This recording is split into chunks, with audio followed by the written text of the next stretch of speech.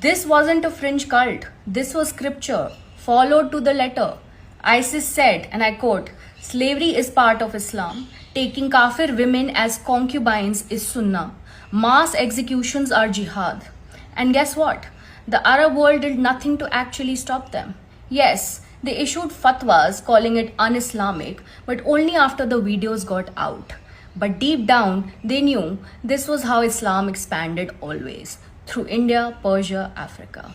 This Indian tells you what the biggest scam is of the 21st century, talking about the genocide claim inside of the Gaza Strip. I'm the other Barack, coming to you live and direct from Melbourne. Folks, I apologize about the low voice here. It's due to where I'm at. It's not going to stop me from making content, so we want to make sure that we are still available and online here.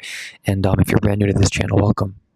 It would mean the world to me if you could just press that subscribe button and that bell icon right below this video so that you can help this channel grow and that you're also alerted for whenever we put out a video. Let's get into it. You know what's the biggest scam of the 21st century? That radical Islamists and their apologists in elite Western universities have convinced people that terrorism is just trauma. That Hamas, ISIS, they're just victims reacting to imperialism. That rape, beheading, suicide bombings aren't ideological, but emotional. You think Islamists never attack peaceful, innocent people, right? Let me prove you wrong.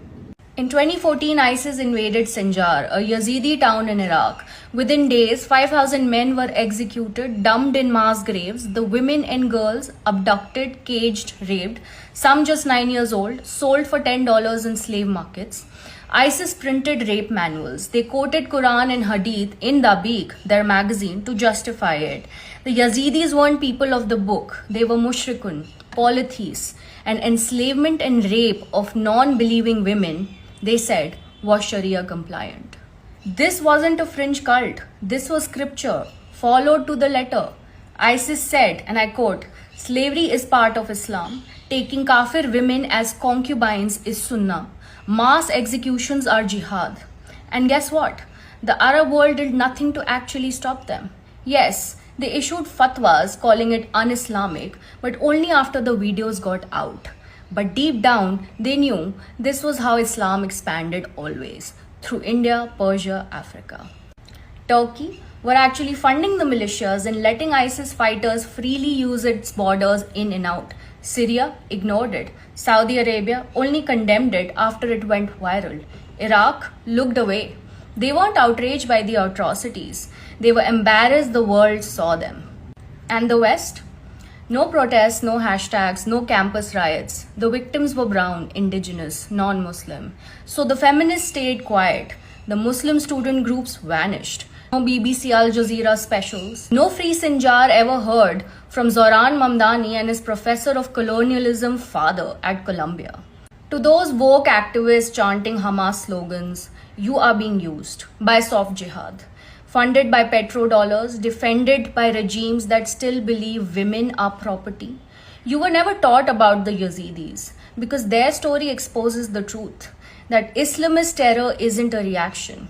It's a playbook rooted in belief, justified by scripture, and enforced by violence throughout history, even now. The Yazidis had no army, they didn't occupy anyone, and still they were butchered. Not because of war, but because they were different. Thousands of Yazidi girls still are missing or enslaved. And if you stay blind to that, one day it won't just be their daughters, it'll be yours. And no amount of protest will save you then. You know, sorry, I forgot my microphone. I was on autopilot here. It would be one thing if IDF soldiers were quoting the Torah and the Tanakh as they were defending their country and shooting Palestinians in the pursuit of war because those Palestinians have turned themselves into military targets, which means that it's not indiscriminate killing, but that's besides the point. They don't quote the scriptures. They don't quote text. They pray before they go into the war zone so that they can protect them and their units and those involved and make sure that no civilians or anybody that shouldn't be harmed are harmed. The ones who are attacking the IDF soldiers not only quote the text before, they quote the text during and while, in the name of God, as they pursue their prophecy for killing Jewish people according to their biblical text, which has turned them into radicalist, Islamist terrorists.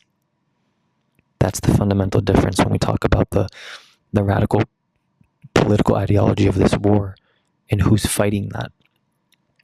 Many of the people who are defending Hamas, many of the people who will not agree with what I'm saying, are saying it because they find that what they do is justifiable by any means as a pursuit of a resistance movement that they claim is against the Zionist entity, for which that means anything that they do against Zionists is justifiable, which means that if they quote the Quran, if they quote biblical texts, if they scream Allahu Akbar, for them that's actually okay, meaning there is no difference, which means it begs the question, what exactly is then not okay?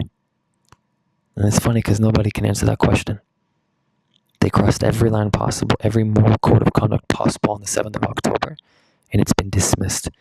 It's been justified. It's been overlooked. It's been ignored. It says a lot about who's right and who's wrong, about good and evil in this war. Please think about that. Thank you so much for all your support. Here's a note from me. Here are 4 ways you can help us grow if you believe in our mission. On Buy Me a Coffee and PayPal, you can directly contribute to helping this message grow and reach more people across the world. If you want to join the inner circle, join our Patreon with different tiers, and of course, our Discord community, which is free with people from all across the world. The links to every single one are in the description. And last but not least, to the other Barak community, I love you. Ani ohev otchem. I'll see you guys next time.